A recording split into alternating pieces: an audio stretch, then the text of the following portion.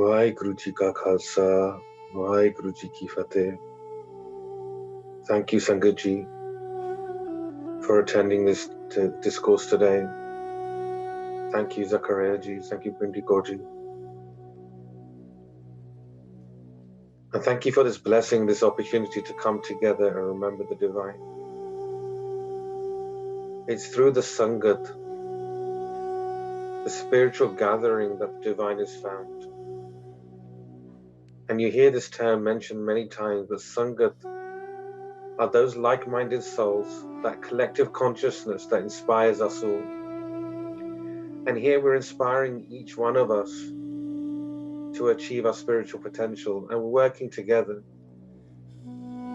Sangat is what grounds us, it inspires us, it develops us, it changes us. And without this Sangat, we will not fall in love with the divine. It's not possible. We won't know anything of this love of the divine without Sangat. And without Sangat, we won't experience the sweetness of the Shabad Mantar, the sweetness of our meditation, the sweetness of Nam. Don't mistake the Sangat as just something you attend, or just a mere gathering of people. There are many gatherings out there. There are many different social circles out there. There are many different friend networks. But Sangat is something special. It has an inner love that binds us all.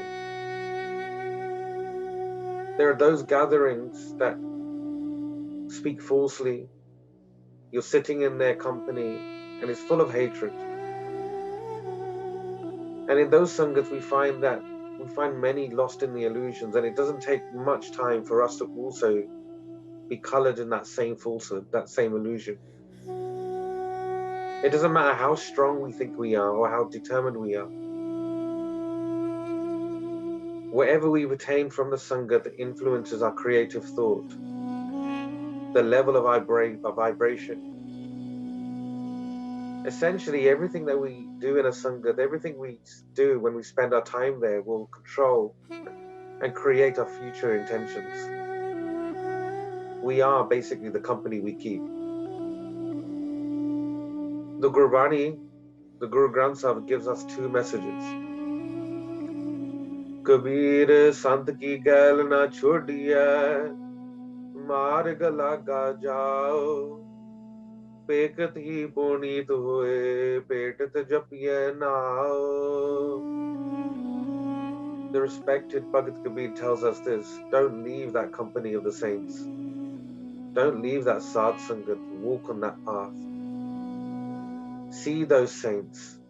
And when we see them, we're purified. And when we meet with them, chant the name of the divine. So when we find that true congregation, that true Sangat, those genuine souls that want nothing but to uplift us, they want nothing from us other than for us to achieve our spiritual potential. Kabirji says, spend time with them. Watch what they do, observe them, then take on their characteristics. We think to ourselves, how would they act in a certain situation? Take inspiration from them. But most importantly, remember the divine with them. Just 1 second in the presence of a preordained master or that blessed Sangat will be equivalent to the peace of countless paradises. Ek palak sukha sadh samagam, kot bekunthe pai. Countless bliss, countless an abundance of bliss and happiness comes from just 1 second in their presence. But Kabirji also tells us this: Kabir sakat sang na kijiye, dur jaiye bhag, vasan karu parsiye, to kach laga dag. Do not associate with those faithless cynics. Run from them, run from them. If you touch a vessel that's stained with soot, with dirt, some of that soot will stick to you. So Kabirji is saying that as fast as we should run towards those that inspire us, even faster we must run from those that will bring us down. Even the slightest encounters The negativity and pessimism of these cynics will cloud our judgment, and they will rob our awareness. This is not saying we should judge anyone. The divine is in absolutely everyone, but we know that if we want to get somewhere, we need to reach for those people who are going to support us on this journey. In a professional sense, you will hang around with other professionals who are also in the same line of work as you, because you know that you'll be able to share ideas with them. They will be able to share ideas with you. You'll be able to inspire one another in your professional career. In the same way, it's no different in our spiritual journey. We need those that are going to take us along with us in their spiritual path. Just from one poor decision, even a few seconds in the presence of these negative company could completely derail our path. Just 1 second, one bad decision will spiral into others, into others, into others. When we've decided it's the divine that we desire, we need to ensure that our environment and everyone we associate with complements that divine desire. That action, that association, that encounter, which makes us forget the divine, the Guru says, simply burn that away. Just burn it away, because that's no longer a reflection of who you are, or what you are, and where you want to be. For instance, Sangatji,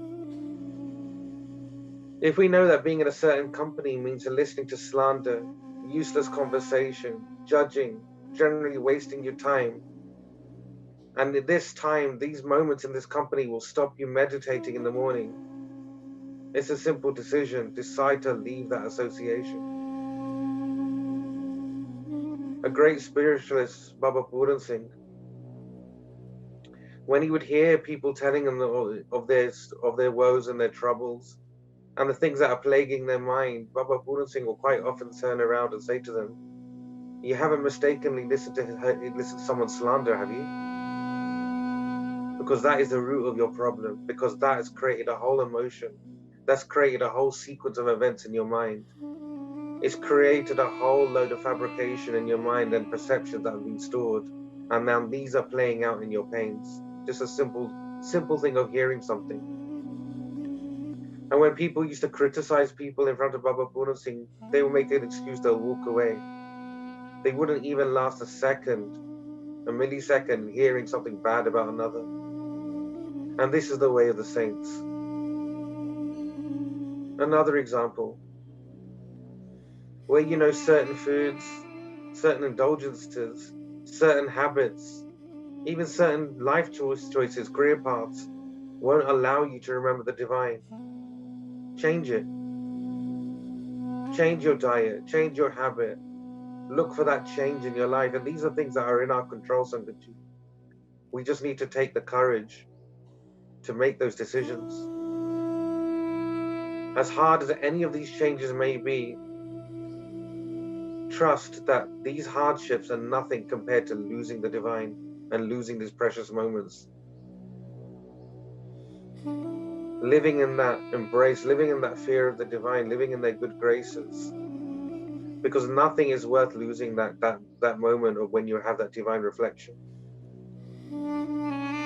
And trust this, Sangatji, the scriptures tell us that if we take one step to the divine, trust this process where the divine takes thousands of steps towards you. Doesn't matter what tradition you belong to.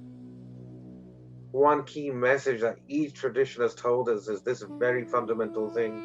You take one step to the divine, and the divine will come running to you. This is where your faith, your conviction will carry you through this change. Any true spiritualists you meet are a living example of this very thing, because they too have taken steps to the divine, and they too are a testament to the fact of how the divines come running to resolve everything for them. Today, Sangatji, we discuss the third body, the third step of Sri Japji Sahib on the topic of Manan. And for the last few weeks, we've been describing what this concept that Guru Nanak Dev Ji has been telling us. Manan has no direct translation in English, but if we understand it as this, it's a process of the mind contemplating and deepening its connection with the divine. So we say that Manan is a place of faith, acceptance, conviction. But Guru Nanak Dev Ji is telling us it's more than this, it's much more than this. Manan is the door to enlightenment, that once you get to the state of Manan, you're at the door of enlightenment, the place of inner knowledge, where you arrive at the door of liberation. This all happens in the state of mind of Manan. Man means mind. Manan is an action that happens within the mind when the mind is accepted or rested in a certain place. So this is something that has to be experienced. It can't be translated because it's something that's happening right here, right now. And before we reach the state of Manan, the mind has to go through that state of awareness. It has to go through that distilling process. And it has to come to that point of awakening. It has to come alive again. What awakening does this mind have to understand? What realization does it have to have? 3 of life's fundamental questions, Sangat Ji. Where have we come from? Kitho bajai? Now we're here, what is our purpose? Keh rahe? And now, where are we going to go? Keh mahisamava?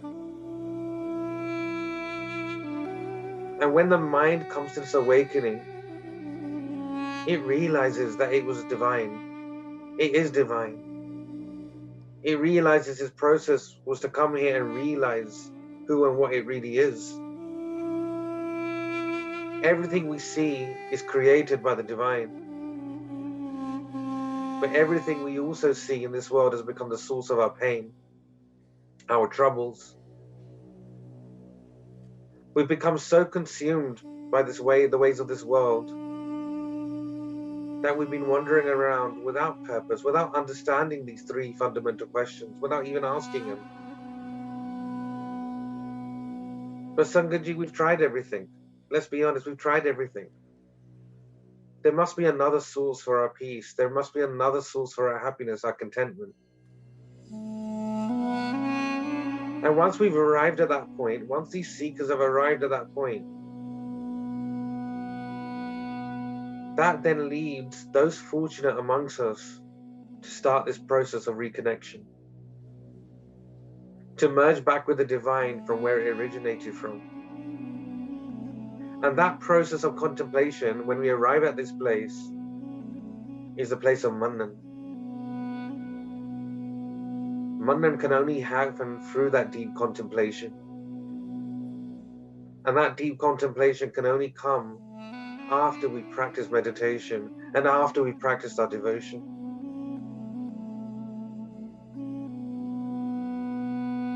So this meditation and practice comes in stages, Sangat Ji. And these are things we've spoken about in different times. Everything we know about ourselves and everything we know about God starts from the outside. It starts from everything that we can see. It starts from going to the temple or doing a religious act, by doing some rituals, by having a ritual in the sense of having a communion, a baptism, an initiation. It all starts from the outside. Reading scriptures, listening, it's all an external experience. Seeing the divine in nature, seeing the divine in everything around us is all an external experience. But this is a path that starts from the external and ends internally. So firstly, we recite the mantra, the Shabad mantra, as we did today, with our lips, with our tongue. Our ears are listening, and we're hearing. We're reciting that mantra out loud. But as we sing, and as our tongue starts to repeat that Shabad mantra, that is what we know as japa. The next stage after this is when the mind starts to rest in that mantra.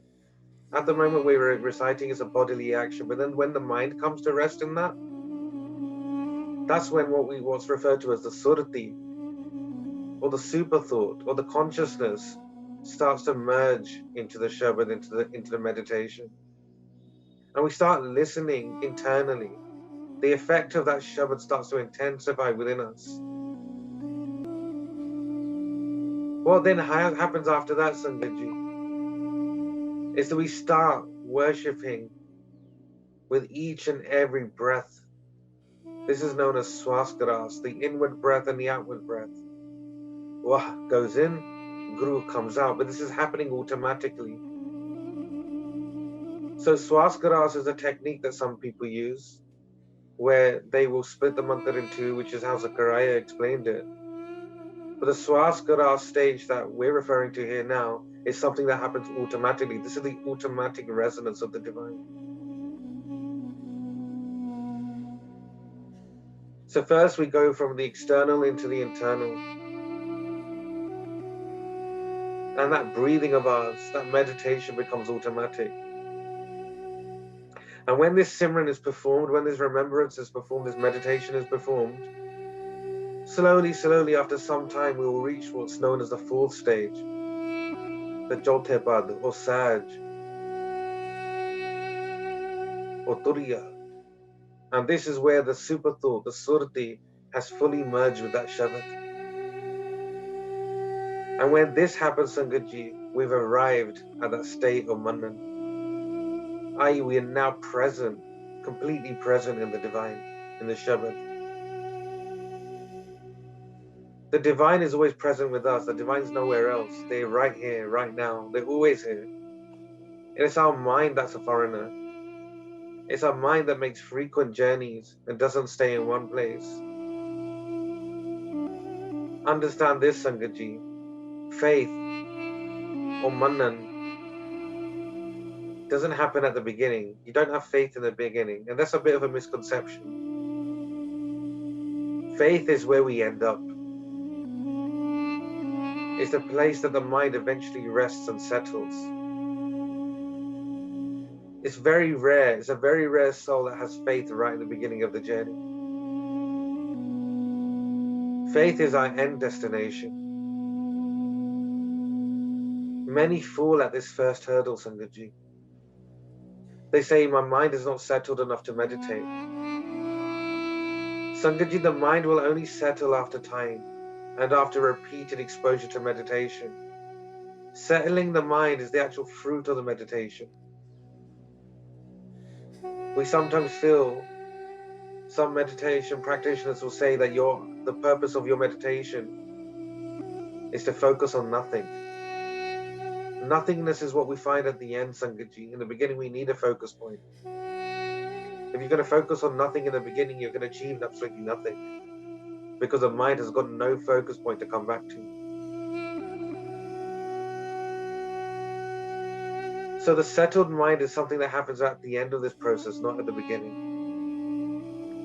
In the same way, our faith, our true inner faith of the divine, will only come when we've fallen out of love with this world, with this Maya world, and the illusion existence.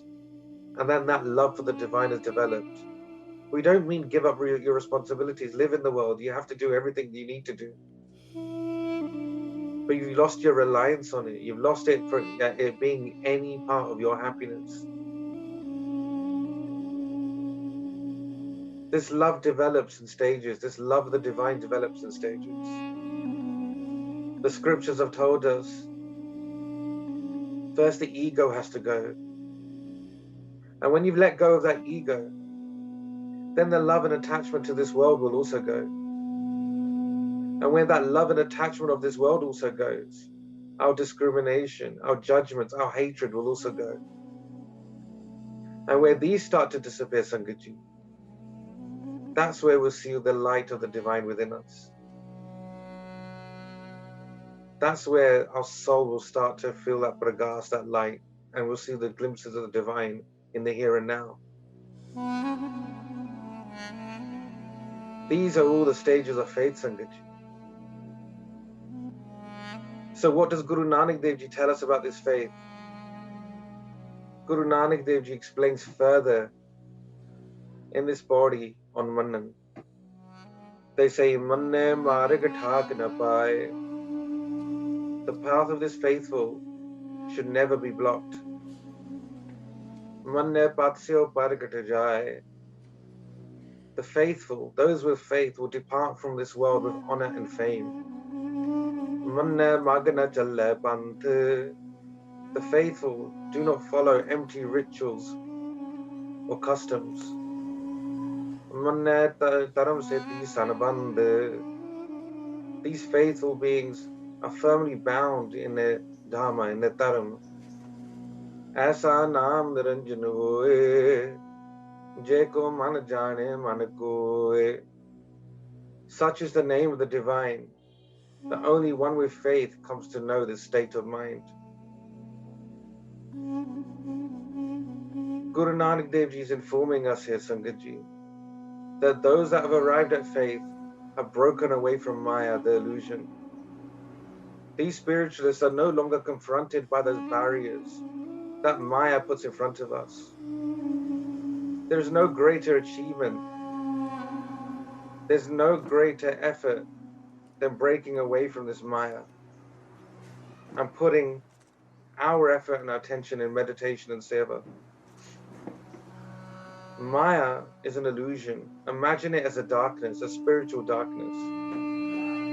And imagine being in that darkness, pitch black darkness, and you're being attacked left, right, and center from each corner, from each side, and plundered by what was known as the five thieves: lust, anger, greed, attachment, pride. And they're coming at you from all directions, and you can't see, nor can you see where you're going on this journey. This is the spiritual path, the ignorance that's in front of our eyes. And in this darkness, we're unable to see our true purpose of life. And we have no awareness of who and what we really are. And when we are lost in this illusion, Sangaji, we then do not realize actually the effects that these thieves have on our life. Because when we're in that ignorance, when we're in that company that's slandering, we don't realize what effect is having on us until later on when that pain manifests. The first thing in this body is to have an awareness of what these obstacles are. What are those things that are blocking your faith? And what effect do these thieves, these five thieves, have on you? Out of nowhere, these thieves will attack you. They're like snakes that will bite us in the darkness of our spiritual night. And there's no greater obstacle or roadblock than any of these thieves. They will rob us of our peace and our life.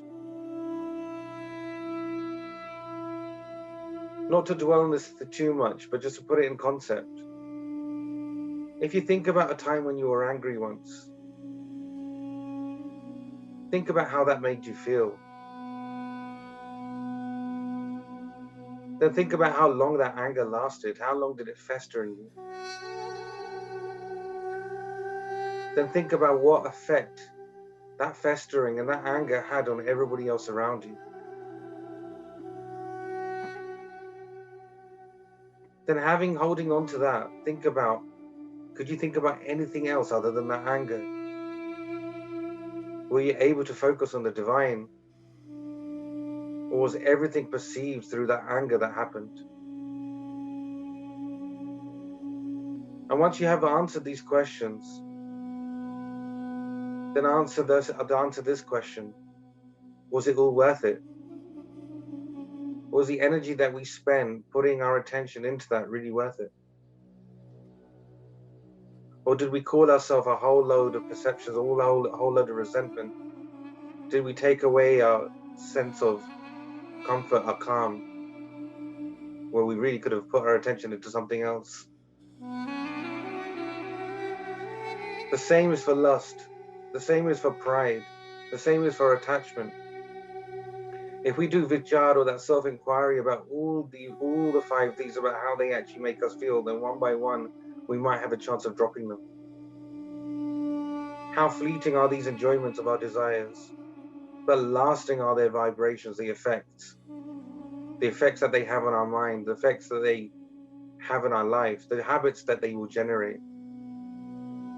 All of these are spiritual roadblocks on our journey, on our divine journey.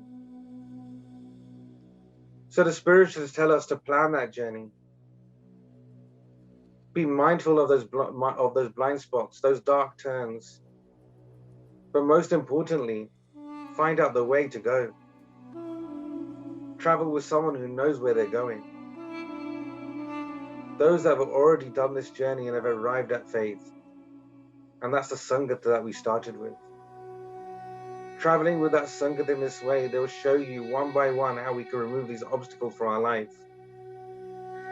They will show us how to get to this place of faith.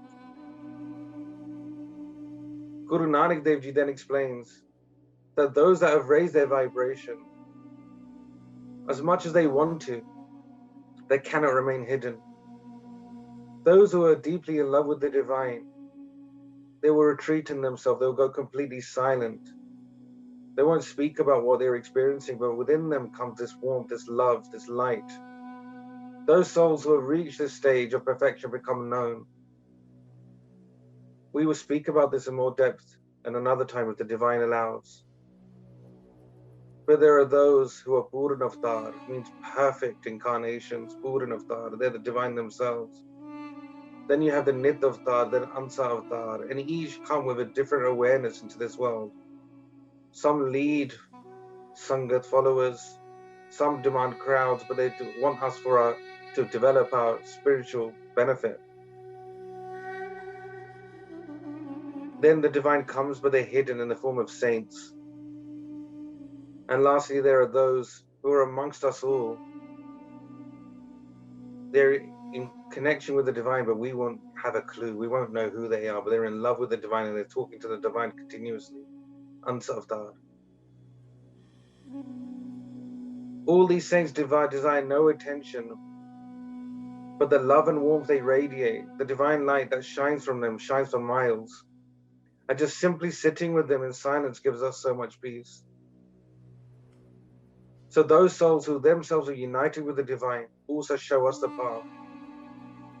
And these souls, these saints receive recognition both here in this world and also when they leave their body, Guru Nanak Dev Ji tells us. Those who have arrived at this faith, Sangat are not running from door to door in pursuit of that happiness. When we arrive at this faith, it means letting go of the hope in this world. We have no hope that the world is going to support us because our hope and our desires are resting in the divine.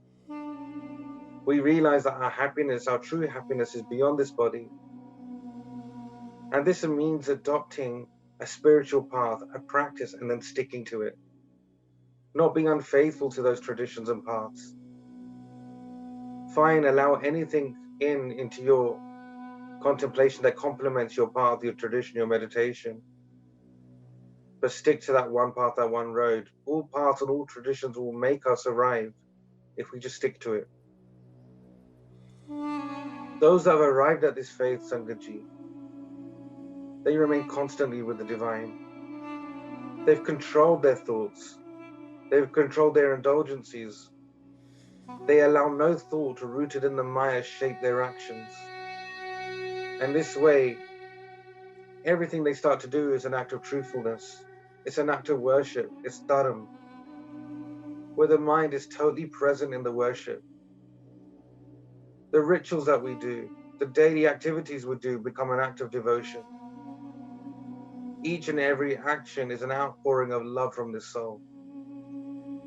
When we find that faith, that state of Manan. Sangat, this whole path, this whole journey is a journey of the mind. This whole path of spirituality happens through the mind itself. Our liberation, all of our spiritual experiences, everything that we do is stored in this mind. And when we die, that man or mind travels into its next experience. This experience of Nam, of this divine experience, is a purity that is only experienced within this mind and through this deep contemplation. And once we arrive at this deep contemplation, we then find our faith. As Guru Nanak Dev Ji says, "Aisa naam niranjan hoye, je ko man jane man koye." This is an experience that happens in the mind when the mind rests and finds its faith. In final words, Sangatji, meditation is a sweet gift. Whenever we come together and we're sitting in the Sangha together now, this is a sign of the divine being happy with us. How do we know we've got the divine's happiness? Because they bring us into this Sangat. The Guru has told us, Simran tin lage jin aap de Allah, Nanak Janki Mangar Walla. When Vaheguru, when the divine is compassionate with us, they give us this blessing of Simran, meditation. Our houses, our statuses, our health, they're all going to go. We put so much energy later on just to keep alive, just to stay alive. And I'm looking at the elders around me in my own life. Even sleeping and eating will just take so much energy out of them. Life is fleeting. The time to achieve our awareness, the time to remember the divine is here, it's now. Faith is a taste. We will only know once we've bitten into that divine fruit. Until we've done that spiritual practice, that meditation, until we've served, until we've given this mind, this body, this soul to the divine, and we've actually tasted that fruit. Rasko gando chusiye gunko madiye roye. You're only going to know the sweet essence that taste, Kabirji says, when you've actually bitten into it. Otherwise, no one will ever be able to say you're an expert in this. Everybody else will talk about the path of spirituality without actually biting into it, without diving into it. Before we get to that stage, Sangatji, everything that we do is one of hope, one of curiosity. Babaji would say a story that there was a sage sitting under a tree, and someone walked past and said, "How long are you going to be meditating under that tree?" And they said, "I will be meditating under this tree for as long as there are leaves on this tree." Meaning this is a path of hope. This is a path of curiosity. This is something that takes perseverance. And once we've gone through that hope, that curiosity, that perseverance, we will eventually arrive at that place of faith. Aisa naam niranjan hoye, je ko man jane man koye. We will know this place of faith and its blessings when we finish and rest in that faith. And with these words, Sangatji, I beg your forgiveness. Thank you for all your support at Sangat of the Divine Light. Encourage yourselves to find that time to meditate on the divine daily. 1 minute, 2 minutes, 3 minutes, whatever you can in your day, but make that a divine center moment. And then inspire others to do the same thing. We don't have to say much. The changes in your life, your own life, will be an inspiration to others. But inspire others to also raise their vibration. Thank you very much, Sangatji. Vaheguru Ji Ka Khalsa, Vaheguru Ji Ki Fateh.